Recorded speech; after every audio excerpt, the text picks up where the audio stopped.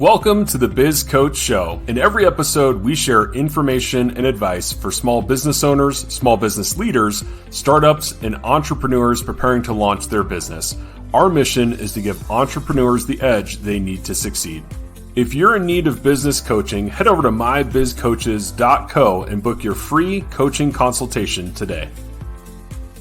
The Biz Coach Show is presented by Eric Whitmoyer, the owner of My Biz Coaches, a business coach, serial entrepreneur, author, and speaker, as well as David Macon, a certified professional in talent development, growth expert, writer, and small business strategist. Our guest today is Erica Seagrave, founder and CEO of MJS Consultants. Erica is a serial entrepreneur with over 20 years of experience. She's a business coach and consultant. Her focus is on bringing value to small organizations so they have the time and financial freedom they desire. Learn more at seagraveconsultants.com. Well, hi, Erica. It is great to have you with us today. How are you doing? I'm good, David. Hi, how are you doing? I'm doing awesome. Yeah, thanks for asking. We've also got Eric. Eric, how are you doing today? I'm doing well, David. Thank you. Good to see you again. Yeah, likewise. Well, excited for our conversation today. I know we've got a lot of good information that we're going to share with our audience. But before we get to that, Erica, can you tell us a bit about your journey to where you are today? Absolutely. So I started my first business about 20 years ago. I am now in my third business. 2003 is when I started my first medical business. And I purposely knew that I was going to start the business, grow it, and sell it. So after about 16 years, I sold that company. But during that time, I also started a second medical business. And along my journey and path, I'm a clinician by trade. In my previous companies, I was a neurophysiologist. So I had a clinical background and training, and that's what I went to school for. But along my journey, I saw that I really enjoyed being in the business and working on the business and managing employees and how to show them value. And so this time around for my third business, which is MJS Consultants, I decided to just really focus on it's industry agnostic, so any industry, but helping and focusing on small businesses and helping them grow and level up, like being the person I wish I would have had 20 years ago. So that's what I'm doing right now, and that's my business journey.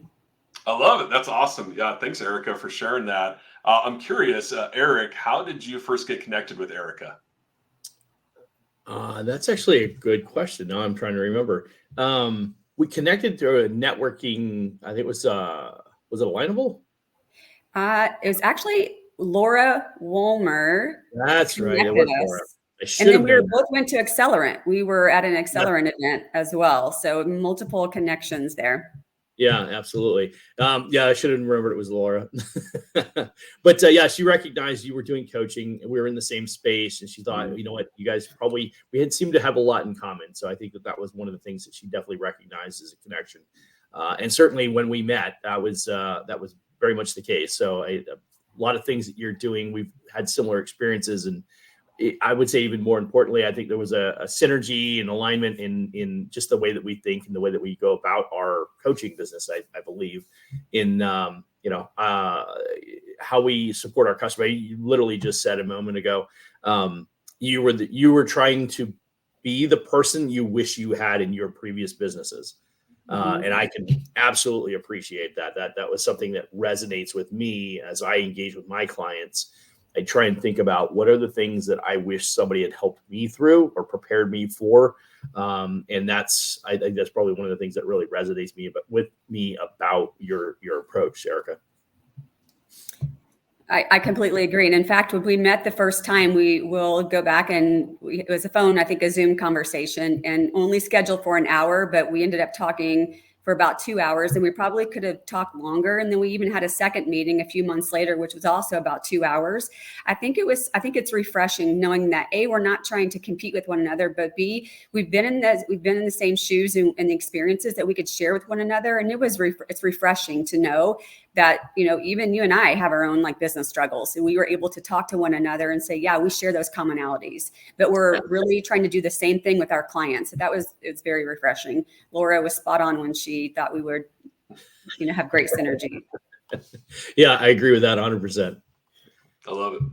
Well, that's great. And it's interesting, right? This is the Biz Coach Show, but we rarely have two business coaches on at the same time. So really excited to see what we unpack and where the conversation goes today. And kind of on that note, Erica, can you give us a quick overview of MJS Consultants? Yes, MJS Consultants is really, it's a coaching and consulting business. So I really want to do both. I have two personas. One is that coaching one-on-one with the leader of the company decision maker. And I really enjoy doing those. Those are kind of one-offs. Some of my executives can sign up for multiple sessions within 1 month, and that's fine. I'm really working with the leaders of the company and developing them as leaders because it helps the organization. But the second part of my business, which I really enjoy doing, and it's really one of my strengths, is operations. So companies will hire me to come in and be kind of an interim or a fractional COO. That's kind of the new word that we all use, is the fractional COO, because I can come into their business, I can look at things and help them determine what their strengths are, what are they doing right, or where are the holes, and let me help you fill those holes. And maybe it's for a 6-month stint or a year stint. And then basically I work myself out of a job until I move on to the next company. And I enjoy doing that because I know that I've showed them value in that, 12 months time. And it allows me to come in and not kind of, have an iron fist and say, you're doing this all wrong. But it's more like, I've been through what you've been through. I feel you, I see you, and let me help you so you don't have to spend the time and money resources that I had to. So those are the two types of clients that I work with. And I really enjoy doing both. I love it. No, that makes sense. I was going to say, I think that, and there's something that Erica just said, and I think it's an appreciation that I have for Erica, and I share that same concept, which is the idea that I've been in your shoes, I've walked your path, I know how hard it can be to do what you're doing right now.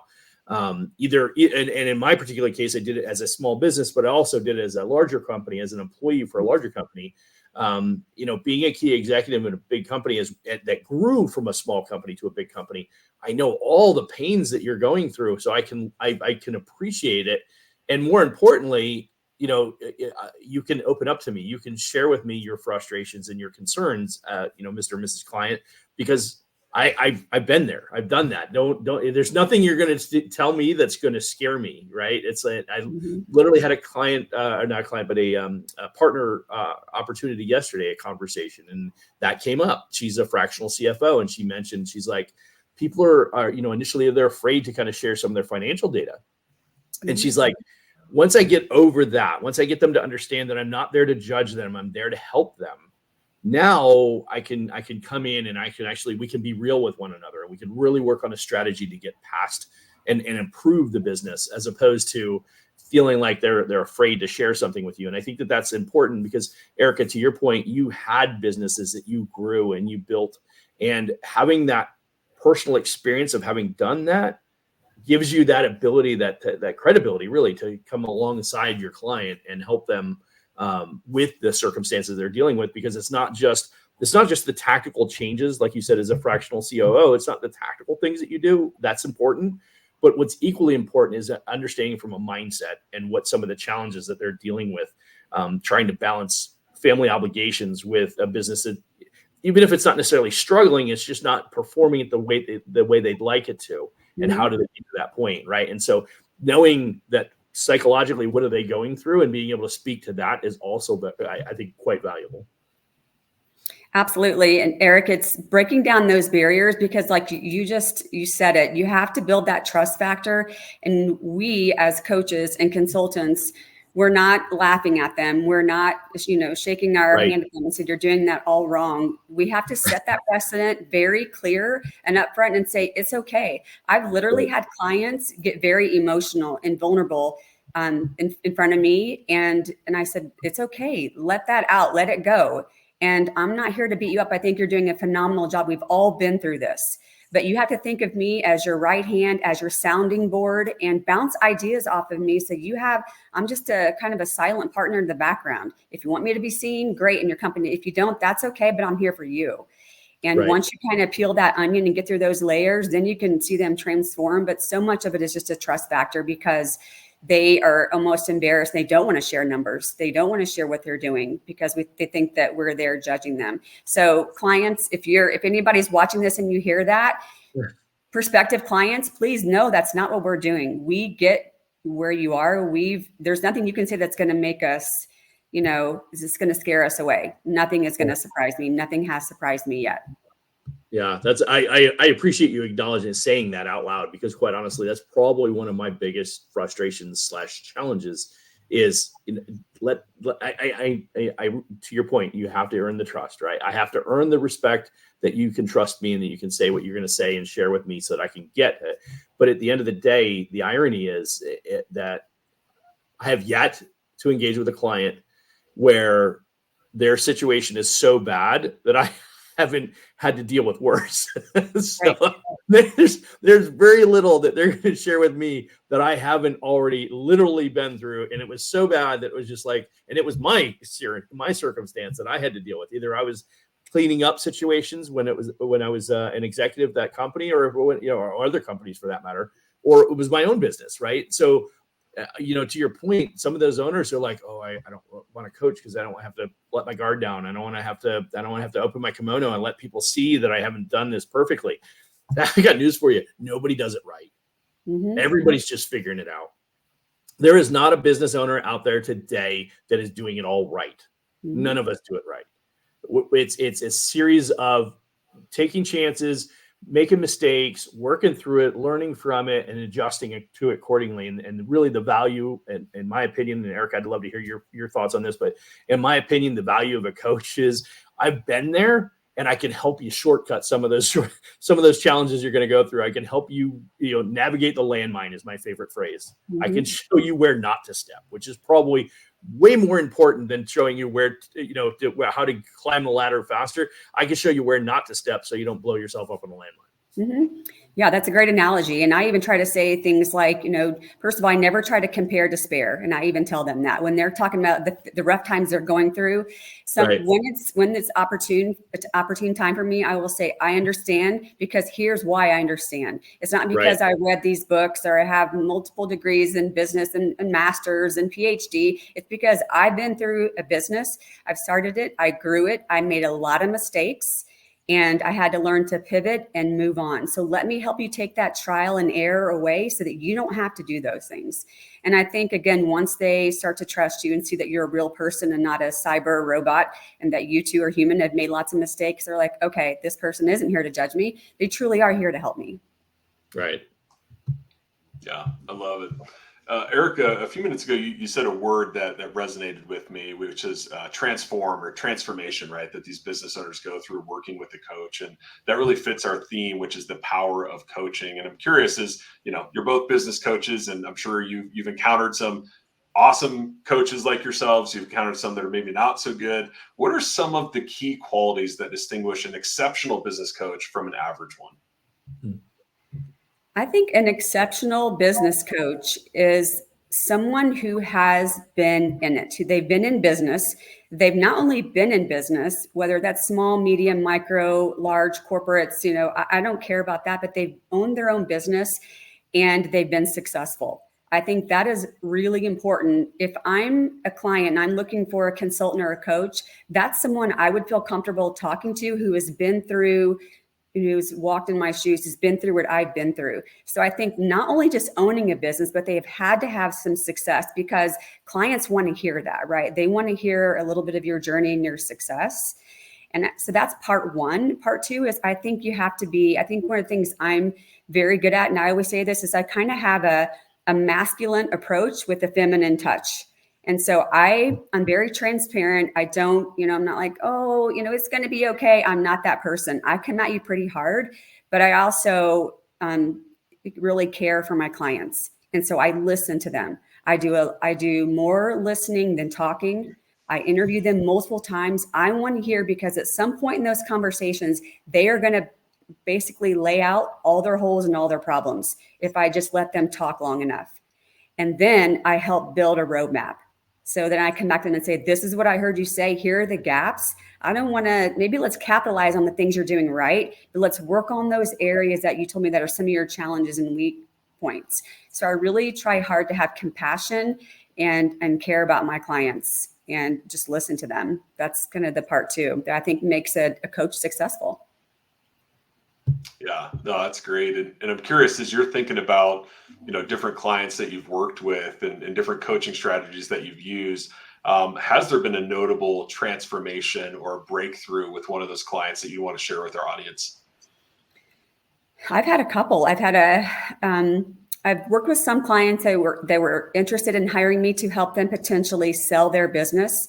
And I came in as a COO for their company, looked at everything. We looked at different policies, profit and loss statements, everything, hiring. And so we said, okay, here's what you're going to have to do if you want to sell your business. You need to grow it, because here's what you're making. Here's what you want to make from the acquisition. So now we have to really work hard the next year to help you grow.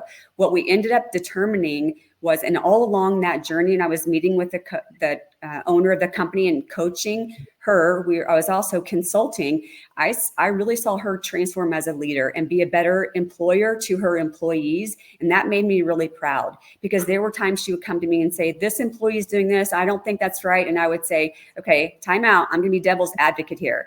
I agree with your employee. I think you might be a little bit of the problem here. Let's take a step back in a very, professional way. I said, let's take a step back and look at you. What could you have done? And thankfully, she was very receptive and said, you're right. I think I could have handled that different. And it completely changed the dynamics of her company. She ended up not wanting to sell, and she was happy just with a little bit of growth and wanted to stay. But that year journey helped her realize that I don't want to sell. I want to stay exactly where I am. And that was a win for me, because it's what she wanted to do. But I truly saw her company just elevate, and I saw her elevate as the owner of the company and the leader. I love that, right? Because a lot of times, if you're, it's a single owner business, they don't have somebody that can kind of, have that check and balance or bounce ideas off of, or even maybe a sense of accountability. So I love kind of that aspect of that example. So thanks for sharing that with us. Yeah, absolutely. In fact, I'll give one other example about that is one of her employees had did something that she did not think was right. And so I said, do you have a policy in place for that?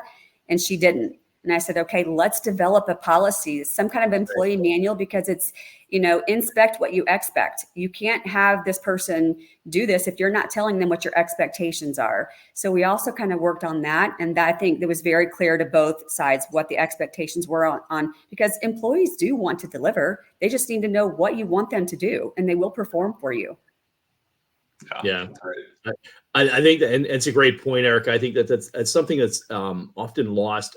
What I've experienced in my coaching scenarios has been often the owner didn't have any formal training as an owner, as a leader in some other organization. Like they grew up in the business, or they started it quite young and really kind of cut their teeth on their own and figured it out on their own. And so they didn't get any, like in my particular case, I worked for a company, helped grow that company, and through that process developed better skill sets about leadership and a lot of different other professional skill sets that were really valuable. And that pays me a great deal it helps me substantially in my career today. But I think that what I recognize with a lot of business owners, that they started their business because they didn't want to work for corporate, right? So they went out on their own, did their own thing. They got out there, and then they realized, man, I don't know how to do this, right? And so to your point, the owner who was struggling with the employee, and it's like, oh, actually, maybe I should have handled that differently. I should have done that a little bit better. They're realizing, because there's somebody there to kind of that check and balance, like you reference, and say, you know what, hey, maybe this is actually a bad perspective. And then the second point you made was the fact that they recognized, oh, we don't have something in place. So like I said earlier, most owners are just kind of figuring out as they go, right? And they're literally just kind of working through these scenarios, and some are better than others. Some have more experience than others. And at the end of the day, the reality is we can be our own worst enemies, just as entrepreneurs in itself. I want to grow and scale my business. I get so fixated on some component of growing my business, I lose sight of taking care of my people, right? Or I lose sight of spending quality time with my family, or whatever it might be. And so, it's sometimes you need that objective perspective to kind of hold you accountable and say, hey, I know what you're trying to do, but let me offer you some advice from somebody from the outside looking in. This is what it looks like to me. Maybe there's a missed opportunity. We can improve on this.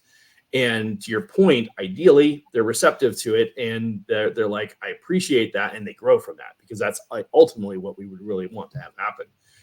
And I think that's often lost when it comes to coaching, because I don't believe, quite honestly, there's a lot of coaches out there, and I'm not saying that they're good or bad, but there are a lot of coaches have certain levels of experience, and they're not quite ready for certain aspects of that type of coaching.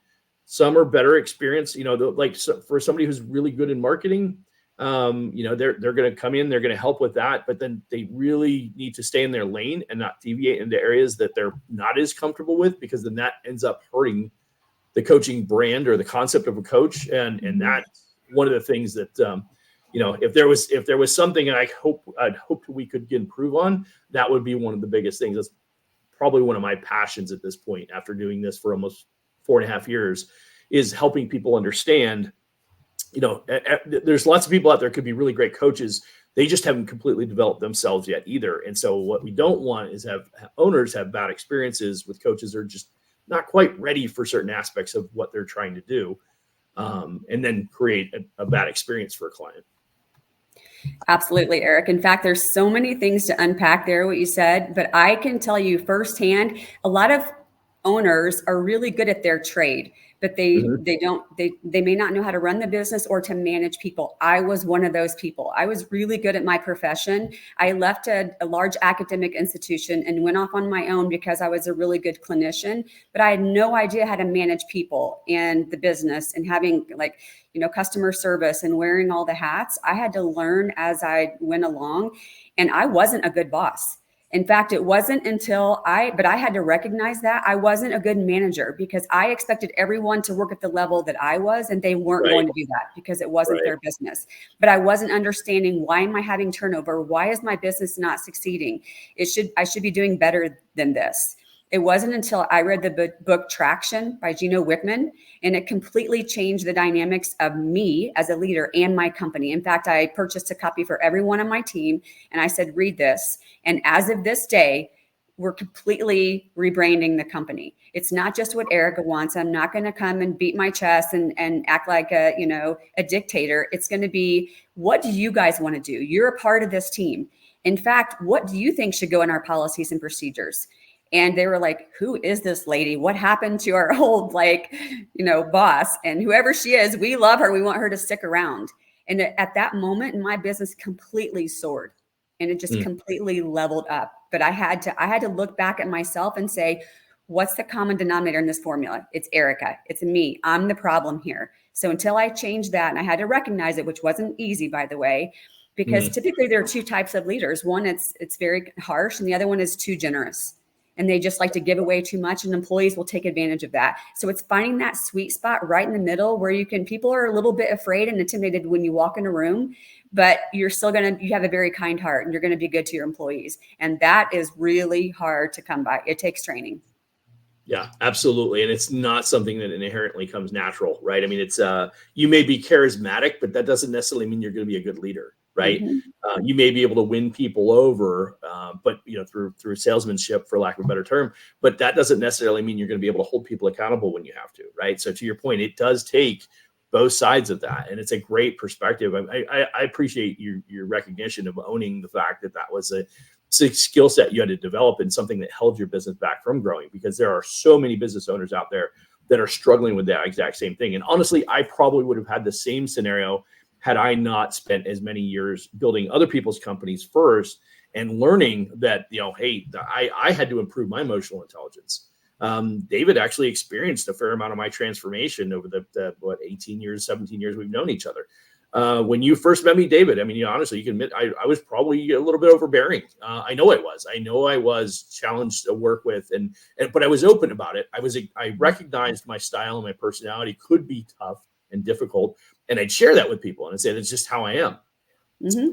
Over the years, though, I did develop the ability to recognize I can still get those standards that I want, but I don't have to be an ogre to do it. And I did become, I mean, David, you could correct me, but I feel like I became a better, softer approach with my leadership style, and probably got even better results as it evolved. Yeah, absolutely. And I think what people felt from that transition was, hey, it's okay to not be perfect, right? But as long as you're getting better. And I think sometimes being an imperfect leader initially, right, and then seeing that change can actually be more powerful. And I think that's what a lot of people who knew you and followed you kind of got from that and got better because of it. So absolutely. Right. Yeah. So Eric, I appreciate you acknowledging that, because I think that's, as a coach today, I'm certain that that's what makes you a really great coach, is your ability to recognize that, because you lived through it, right? You processed it and you went through it. And I think that's, if there was one thing that most business owners would help them grow their business, is to change that approach. To your point, what you experienced, I would bet that if we went and we took all the owners that were struggling with their leadership style, very specifically, either they're over the top or they're too soft. It's one or the other, generally speaking, right? I'm going to say all of them, but a lot of them. And if you fix just that component in itself, I'll bet you the vast majority of those businesses, I would say 3/4 of them would improve immediately right there. I completely agree. The company culture changes, the leader changes, the leader is happier, everybody's happier, you're happier in your personal life. It is transformative, I think, when that happens.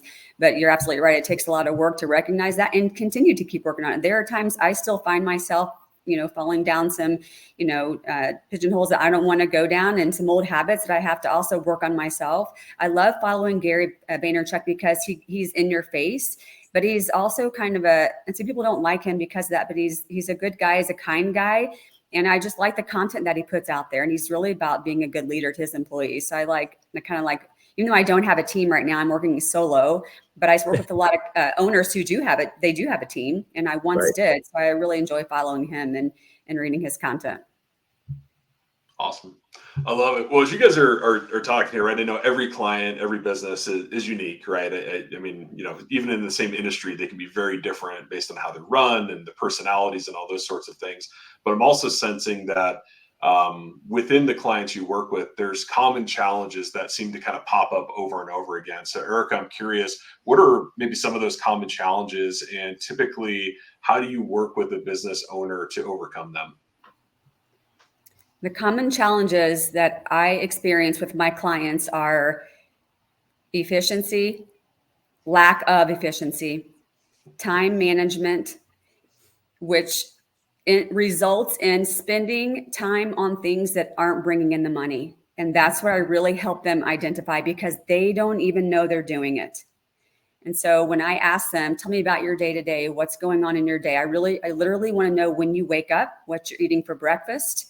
I'm very much into health and nutrition as well. Eric knows this, but I believe it's wholeheartedly that it's helped me be able to elevate in my career, because I take care of my body with nutrition and hydration and fitness and all those things. So I ask my clients because I want to know a little bit about what their routine is. And oftentimes I uncover and discover that they're spending time on things that are wasting their time, and they're not bringing in money. And so once I hear that, again, it's about a different approach and saying, what if you just tweaked this or did that? I don't come at them, too harsh and say, you're wasting your time. How is that bringing you money? I try to say it in a little bit of a softer approach. So I think that's one of the common themes, that is a lot of attention deficit because of the distractions, a lot of streamlining and consolidating things, and just poor time management and spending time on things that just do not matter. So that's what I really try to help them work on. That's what we have to work on straight away before we can really move on to the next step of the roadmap, which is, again, bringing in money. Let's spend less resources, time and money, and let's bring in the money. So let me help you do that. Everything else, I don't care about. That's all noise to me. Let me help you do these things. But those are the biggest commonalities I see with my clients. That's great. You'd mentioned helping them take a different approach. And so I'm actually kind of curious, what is your approach when it comes to guiding entrepreneurs through challenging business situations? First, identifying them. I think they have to identifying what they are, what's getting in their way. I do a lot of different presentations, and I talk about time management and the 4 P's of time management. And I think we, kind of talked about this before, but prioritizing what you need to do that day. and then planning it out. What is your process for doing it? So it's the 4 P's. And the 4th P is staying positive, because if you don't wake up with a positive attitude and this is like negative, I don't want to do this, you're in your own way, and you can't have the right mindset to have a successful day. So I talk about the 4 P's of time management, and also just almost giving my clients permission to say, if you get 3 things done a day, that's amazing. Everything else is bonus, but get 3 productive things done each day. So I kind of give them tools and tactics to take along their day when they start getting hung up on things and they're not able to get things done. When they say, I can't get all this stuff done in one day. I'm like, I'm sorry, we all have the same 24 hours. I don't feel sorry for you. It's probably because you're doing something that you don't need to be doing. So let's reel yourself back in, put the phone down, put things on your calendar, whatever that looks like for you. If you need my help, I'm happy to help you do those basic things. But really, I want to help you soar and get to the high level things. So let's get that stuff out of the way. Yeah, absolutely. As you're saying that, I'm thinking of, from a coach perspective, you'd love it if everybody you worked with was really eager to make these changes and, oh, Erica, that sounds great. I'm going to jump in and do it. Thanks so much. Right. Yes. But I know that's probably not the reality, and you get some resistance to change, maybe, whether that's adopting your recommendations or maybe, a pattern in their business you want them to do differently. But how do you go about working with clients that struggle to adopt change? It's challenging. It's one of the most challenging things. And Eric's laughing because he knows. And God bless those people, because they need my help. After I leave clients for a first interview, I walk away and I even tell them, you need my help. You need me in your life. And this is what it's going to look like. So those people need my help so much, but and just building those habits and continue to keep doing that and not being distracted by things. I think that's the challenging part, because to be honest, that's challenging for me as a coach, because I'm a runner. I like to run. I like to do things. I mean, like mentally, emotionally run. Like, you tell me what the target is, and I'm like, go, get out of my way. Give me instructions and then get out of my way.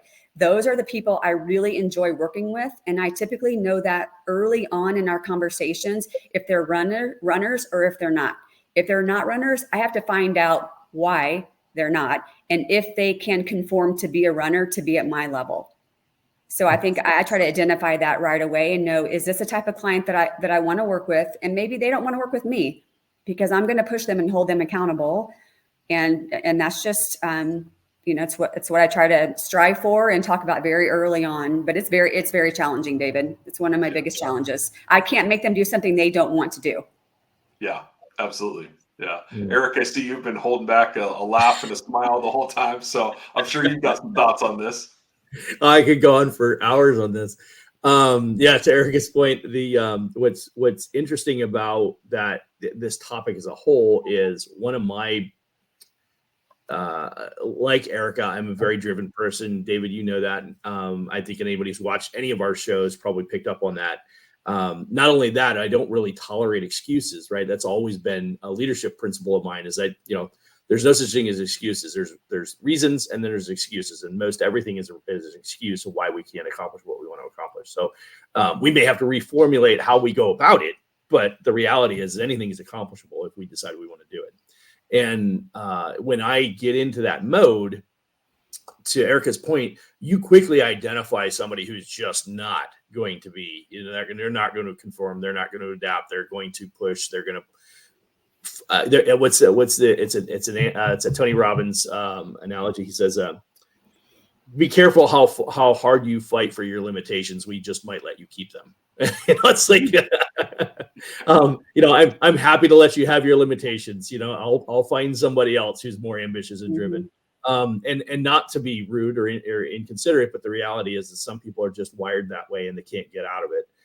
I'd like to believe that I could help them. And I think if I would recognize my biggest, I want to say it's a failing, certainly not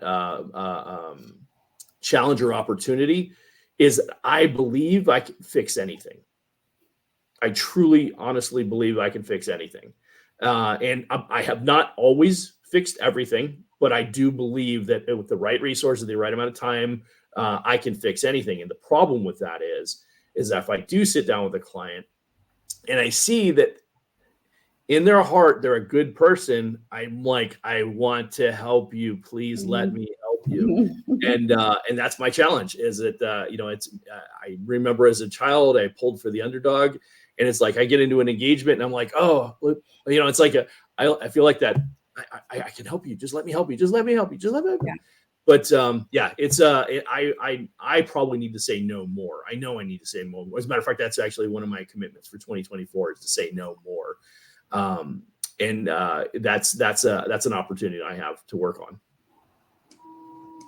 Yeah, I can't want it. I was gonna say I can't want it more than they do, and that's a recognition point that I've come to. That's right, and that's for us. And as coaches, we also are doing this because we're passionate about it, and it's fun to us. And so when it becomes not fun, we have to identify that, and it's hard. It's almost like you have to divorce your clients and let them go because it's just not working out, right? And so I think. Like you, Eric, I have a coach as well because I'm always trying to level up and be a better person, be a better professional and personally, wife, all those things. And so I've had to identify that I really need to put myself with runners. I've identified that I'm a runner. I need to work with runners. I will help people, but if I see that they're not running or they don't want to run, then we're going to have a second part two to that conversation and say that I think it's time for you to potentially go somewhere else. Because I don't want them to get a bad perception of a coach if they're not giving them what they want. So if that's what you want, then you should go find a coach that's going to work with you at that level. But it's not me. Yeah, because going back to the topic we discussed briefly, where I mentioned about coaches maybe going outside of their lane and not being able to deliver. Worse yet is the client that blames the coach for everything that's wrong because they weren't willing to do the work, right? And that's probably equally bad. It's probably even worse than that. So that's something that I think about, and I would say, if to add to that, that would be the idea that if I truly believe that I can fix every client, then my biggest challenge is I look at every scenario and say, no, this is fixable. We can do this, and then I try and sell them on why. They need to buy into the fact that we can fix it. And that's even worse yet on top of it. So it's a two-way street. I feel like you do that, you can fix every client, but the client has to want to be fixed and they have to see that they are ready. They're in this. And one of the things I say to them is you're paying for this. This is not cheap. It's not inexpensive. You're paying for this. So why not lean into this? Right. And see what happens. Just see what happens at the end. Yep. Agreed. Yeah. Mm-hmm. Well said. It's interesting as you're talking about that. I'm thinking, right, on one hand, as you're working with a client, right, they're coming to you for guidance, for recommendations, for advice, and you guys are great based on your different backgrounds and experience to be able to provide that, which is amazing. But I also know that there's a piece of coaching, which is allowing the client to self-discover, for them to kind of figure out some things and self-identify problems, and sometimes that allows them to be more receptive to potential solutions, right? So I'm curious, really for both of you, how do you balance giving advice and guidance versus allowing the client to discover and self-assess, and how do you kind of keep those things in harmony? I mean, it's a really good question, David. It's a great point because our job is to coach them, just like an athlete, where they already have the skill set there. We're just helping them bring it out in them. And I work really hard, although it is hard. Again, I'll say that's hard not to just be able to say, do this, but you have to help them discover it, because in the end, it's going to make them feel better and more accomplished if they're the ones that discovered it. And to be honest, there are often times where they are the ones that said it. I just put a new idea in their head and we just played with that a little bit. And they even came to me and said, thank God you just helped me, make this decision. I said, no, you said this.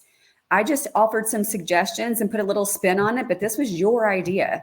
And that's also promoting like leadership skills and confidence in that leader. So I find myself trying to do that a lot, but I have to sit on my hands. There are times I have to, especially if it's harder in person, but if it's a Zoom, I have to just really try hard to sit back and let them self-discover some of these things with a little bit of nudge and say, what about this? What if you just did a little spin here and put that thought in their head? But ultimately, they're the ones that are making that decision. But it's definitely challenging. Yeah, that's great. Thanks, Erica. Eric, any thoughts on that one? I would say, and a similar in my case, I developed that skill again as a sales manager over the years, because thanks to my father, he helped me identify at a relatively young age in my early leadership years that I can't do everything for everybody. And even if I wanted to, I couldn't, I wouldn't be nearly as effective. And he challenged me. It was a simple situation. I was managing, I think it was about a dozen stores at the time, and my phone was ringing off the hook. And it was a Saturday, and we were having a family outing, and I'm spending time with the family, and I'd keep stopping to grab my phone. We were actually playing basketball in the pool, and I kept stopping to go answer my phone to do these. And my dad said to me, he said, he goes, I got a question for you. You're pretty busy. He goes, my dad's just really good like this. This is a skill set I wish I could develop even better from my father. But he was like, I got a question for you. He says, I wonder how many of those questions that these people call and ask you about would be resolved if you just didn't answer them and let them figure it out for themselves. And I'm like, oh no, Dad, you don't understand. If I don't fix it, it'll be a mess. It'll be a disaster. I'll come back on Monday and have to clean up all this mess. And he says, I think you'd be surprised. So he challenged me. And he made me not answer the phone for the rest of the afternoon. And there were 32 missed calls on a Saturday afternoon. And ironically, on Monday, when I had to pick up the pieces of everything that was left over, there was only two things I had to deal with. The vast majority of them, they already knew what they needed to do. They just wanted confirmation, or they just wanted, and the reality is I had, over time, to Erica's point, already directed them into what they needed to do, where they get the answer from. I had just been enabling them by giving them the answers. Mm-hmm. So I learned at a young age that was something that I was going to have to really kind of work to develop. But I mean, that was so eye-opening, that simple experience, that one afternoon, maybe a 5-hour span of time. And then the figuring out what happened on Monday. And I'm like, wow, maybe my dad's not a crazy old man. Maybe he actually knows what he's talking about. And consequently, that carried over. And I will say in coaching, that's paid me significant dividends is I still have to be conscious of not telling my client when they ask me what they should do, because they'll ask me, and as a consultant, I'm like, I should know, so I give the answer. But the reality is, to Erica's point, is we really need to lead them to come up with their own answers, because when we do that, not only and I think the word that she said was, it's confirming for them. I don't think you used confirming, but it's the idea is that they're feeling better about their decisions, which is only helping them grow, particularly in owners where that's an opportunity. So, and I think, Eric, to your point, I think because we are coaches, we're expected to have the answers at a, finger snap. And I've also tried hard, because I'm not always, sometimes I'm good on the spot with responding to things. It's just a knee-jerk reaction. But there are times I definitely need to think about something. When my clients come to me, and if I'm on a retainer, then I'm basically on speed dial. But I'm not afraid to tell them now, but it's come with time and wisdom and experience, where I say, you know what, I need to think about this. I don't have an answer for you right now. It doesn't mean I won't, or that I'm not a good coach or a consultant. It just means I need to think about all the moving parts. I need more information from you before I give you guidance. And one of the things I've also learned to do, which I do this with my own 2 boys who are in college, when they come to me and want my advice, the 2 things, they're 24 and 22 now, but the 2 things I say to them, are you asking for my advice, or do you just need me to lend an ear? Yeah. That's what I say to them. And I'm like, okay, I'm just lending an ear. I'm going to be very quiet, and I'm going to lend you my ear. And I'm just going to let you vent and get it all out to me. Yeah. And then when you're ready, I'll give you my advice. I learned that in my developing my relationship with my wife. But exact same concept, right? It's like, are you just venting? Am I just here to hear you out so that you can get this off your chest? Or are you looking for a solution? Because there's 2 different. I'm happy to do either, right? I'm here for that, because part of the role of a coach is helping you, process some of the stuff that you're dealing with, and sometimes that is just venting a little bit about an employee you're frustrated with, or some circumstance, or a vendor that's done you wrong, or whatever, and get that out of your system so that we can now critically think about how do we resolve the situation, right? Because sometimes you just have to go through that cathartic process of releasing that frustration. Absolutely. And being humble enough to say, you know what, I like your idea better. If a client comes to me, I work with a lot of startups, and right now I'm this interim COO of a startup. And there are times we're literally at such an infancy stage that we're bouncing ideas off of each other. So I may say something to her and I'm like, you know what? Retract, abort. I didn't like that idea. I like your idea better. Let's go with that. So it's also being humble enough and not, thinking that you can't let them, there is no upper hand. It's not a competition, but you're really there to guide them. Right. And just be humble enough to say, I don't even think about it now. I don't even think of it as being humble. I just say, you're right. I love it. I love that idea. Scratch mine. Let's go with yours. Right. And I think that's an important component too, because to your point, we've referenced it a few times, is that sometimes I'm just there as a sounding board. So some of my best sessions that I really, really appreciated and enjoyed was when we were just doing brainstorming. Mm-hmm. I don't always get to do that as a coach. So when a client pulls me in and says, look, as the coach, we want some feedback from you. Here's some ideas that we have. And I'm trained to think in contingencies. I think of what are the things that could go wrong with that. I also love the idea of where could we go with that, right? Where could it potentially lead us? So I'm on one hand, I'm thinking, how can we go bigger? How can we do this? But I'm also thinking, how can we minimize the risk? How can we make sure that the downside isn't too big? And so I'm trained to think that way. Mm-hmm. Sometimes I just want to get into the brainstorming session and just throw ideas out there and see what happens. And to your point, I don't care if it's my idea. I just want to hear really good ideas. And I like that. That's a experience that I've come to enjoy over the years. That's right. We want to see them succeed. So whatever that looks like. Yep. Well, I appreciate both sharing your similar and yet nuanced approaches to how you work with your clients, which is awesome. Wonder if we could peel back a couple layers of the onion and maybe get a couple of strategies that you use. Nothing proprietary. I don't want to get too deep in your business, but any specific strategies that you guys employ with your clients to drive impactful results.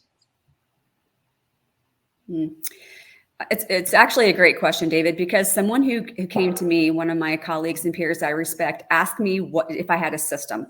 And I think what he was looking for is, what system do you follow? Maybe it was it's traction or something that, what is your system? And I had to think about that for a minute, because my system is interviewing my clients and determining what their needs are, what direction they want to go. And then I really help strategize, knowing that type of client that they are and how I'm going to be able to work with them and what their needs are, because some of them are similar in what they want to achieve, but they're different as well. And so I think for me, the strategy is really just taking time to listen, process everything, kind of going back in my quiet solitude of a space and thinking how I can help them build that roadmap.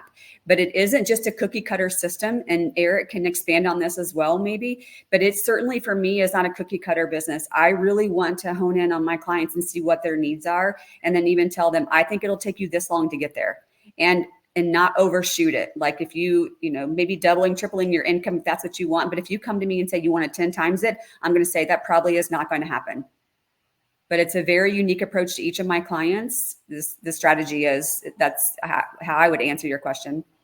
Cool. No, I love it. Thanks. Eric, any insights into your process, secret sauce, you want to share a couple ingredients of your recipe, anything like that? Well, yeah, David, you already have some leading insight into some of the ways that we do what we do. But one of the first things that I would say is I've acknowledged very similar process that what Erica just referenced. I will acknowledge that to grow and scale my business, I did have to, and I continue to refine and determine a specific process.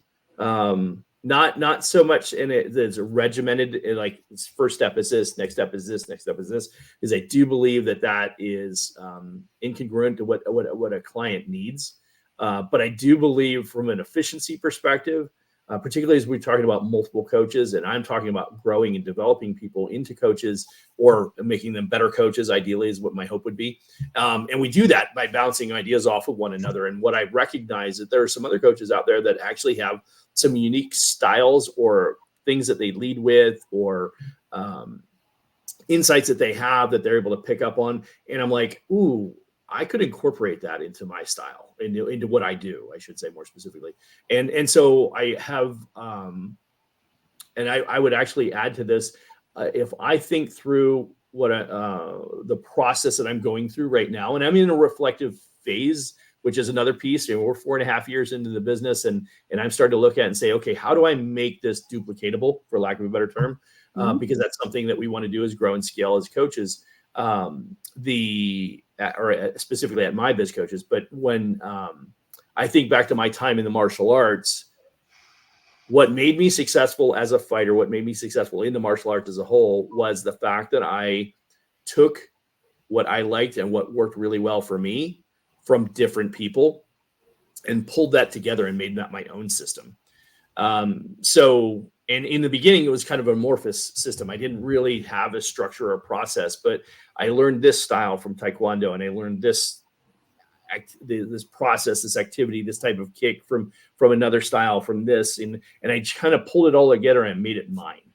But I made it mine because it's what worked for me. And as I recognize other coaches, to Erica's point, not everybody's going to follow that same process. So what I would like to do, I guess, in a long-winded answer, I'd like to get a little bit more structure to my process, but I don't want it to be so routine routinized that I can't adapt to different clients. And that's where I think that I've looked at other systems and I'm not impressed with them because they don't adapt accordingly. So I think that's there's a balance between the two. I haven't quite found it yet, but we're working towards it. Thanks, Eric. And I think you shared that with me a little bit, Eric, when we met, and I liked your system, the platform that you showed me. I like kind of one of the systems that you use. And to be honest, I'm a systems person. In other words, I do well when I have systems. I follow rules well. If you just tell me what you want me to do, I'm going to follow those really well. And so I'm certainly not opposed to them. For me, it's just right now where I am in my business, it's more of a different approach, but I certainly appreciate other, coaches and consultants who have systems in place. And I respect what they've learned and how they're implementing it in their business. Absolutely. Yeah. Love it. Well, thanks you both for the peek behind the curtain on that and kind of some of the things that you use and maybe are working on as you continue to grow your businesses. Erica, I'm curious, right? As you've been growing your thriving coaching business, most of our audience is business owners, right? But we do also have coaches or aspiring coaches that do tune into the show from time to time. And I'm curious, what advice would you give an aspiring business coach that wants to make a positive impact on the world of entrepreneurship? I would tell the coach to continue to keep learning, always be learning, always really improving yourself and your own skills and being self-aware. I think in order for us to be good coaches, like Eric and I have kind of talked about through this podcast, that we've also had to do some self-discovery. And we know things that are not our strengths that we're not good at, but we're also just saying, okay, we're not good at those and not putting them in a bucket or in a basket. We're going to try to work on those things so we can be a very well-rounded coach. I think that's one of the things that coaches need to understand, is just to be well-rounded, understand yourself and what you need to work on, have some compassion. And again, spend more time listening than speaking, really listen to your clients and what their needs are and have some compassion. I think there's also a component that you have to have a little tough love. It's just how I parent.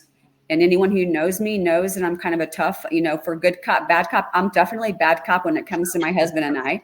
That's just how I deliver. It's how I do business. It's how I am personally. But I'm also very generous and compassionate too. So I deliver it with a soft approach. So, and I think experience. I think it's really important for those coaches to have as much experience as possible. And you're only going to know how to work with different clients by being exposed to those different types of clients, including the ones who are non-compliant. They're still clients. We love them. We want to see them do well and succeed. But those people really help and challenge us too and help us grow as our own leaders in our businesses. Yeah, I love it. That's wonderful advice. Thanks, Erica. Mm-hmm. Well, I guess to kind of wrap things up here, we've got, I'm sure, some small business owners that are watching this and they're thinking, I wonder if I'd be a good fit to work with Erica. So maybe tell us a bit about kind of your ideal client, if you would. My ideal client is really small business. I really think because I had a small business and once I sold my company, it was to a larger company. So I do have some corporate experience and there are a lot of holes and brokenness in corporations as well. But I really want to focus on, I've kind of grown my business. It's kind of morphed over the past 2 years where it's basically been everything and every type of business. including 10 years in business, which I'm happy to work with those folks who want to level up. But truly, I think where I've really enjoyed being in the space is startups. And it's challenging because a lot of startups they don't have the finances to be able to afford potentially paying a coach or consultant. It would have been hard for me 20 some years ago for my first business. But had I known what I do now, I would have absolutely made room for that in my finances and my budget to have that person. So I think working with startups is very, very rewarding for me. Just getting those folks off the ground and helping them take the path they need to take instead of being all over the place and helping them dial in. But again, it really is two personas, coaching with that particular leader one-on-one. I can do that all day, all night in my sleep. The challenging part for me, which I enjoy, is more of the consulting role, where I really look at their business under a microscope and help them operationally operate lean to maximize their profits. Those are my two types of clients and what I will continue to keep doing as a business owner. Awesome. Is there anything else you want to share about MJS Consultants as we wrap up today? We're just hitting the year strong in 2024. We're on social media. I try to put posts on social media. I actually did take a little bit of a pause because I needed a break. Sometimes we can get a little overwhelmed by keeping up with all the algorithms and all the things, but I typically try to put good content out there, and I'm very transparent. I give it business advice and coaching advice with different types of clients. So, we're open for business. We're accepting new clients. And again, I'm on social media at MJS Consultants. And then my website is seagraveconsultants.com. Awesome. Love it. Well, thanks so much, Erica. Been great hanging out with you and a lot of great advice. So thank you so much for that. Eric, what's new at My Biz Coaches as we wrap up today? Yeah, appreciate that. So there's one thing that I would share is that 2024 is going to be a big year. I have committed to a very ambitious goal, way bigger than I initially intended to. But we're going for 100 coaches at the end of the year. So there's a lot of small businesses out there that need help, to Erica's point, and lots that we know that we can do to help them. One of the things that I think I've recognized is that as I continue to do this role, one of my opportunities is, I can't split myself into two and help multiple clients. And I have found myself in a situation where I know I'm not always the right flavor for every client. Erica kind of referenced, she can be a little tough love, and I'm very similar in that regard. And some people don't appreciate that. Some people do. And I think at the end of the day, most people would. But I think what happens, there's an opportunity to kind of leverage that. And I think when, as you bring more people into the fold and help them understand how to be an effective coach, which is ultimately my goal here, then we'll be able to help that many more businesses over time. And that's one of my things I'm passionate about doing. But we're able to, work with anybody anywhere in the United States. We can actually work in Canada and many other countries for that matter. So as we're looking to grow and scale, my goal is to bring in 100 coaches this year and get them to a point where they're effectively helping their clients grow and scale businesses. So that's my big goal for this 2024. That is a big goal, man. That's way beyond New Year's resolutions. So that's awesome. And it's out there on video now. So I'm thinking to myself, well, I don't know about that. You're real committed. We need to edit that out, dude. Yeah, we're going to follow up in a year and see if you hit it or not. How's that? There you go. No, we're going to keep you accountable. So now you have two best. Right. We're going to hold you accountable to that. It's I big expect that, Erica. aspiration. I love it. Love it. Well, as always, Eric, been great hanging out with you. And Erica, thanks so much for joining the Biz Coach Show. A lot of really good stuff. And we hope to have you back soon. Thank you. Thank you for having me. Absolutely. Our pleasure. And for our audience, be sure to subscribe and we'll see you on the next episode. Thanks.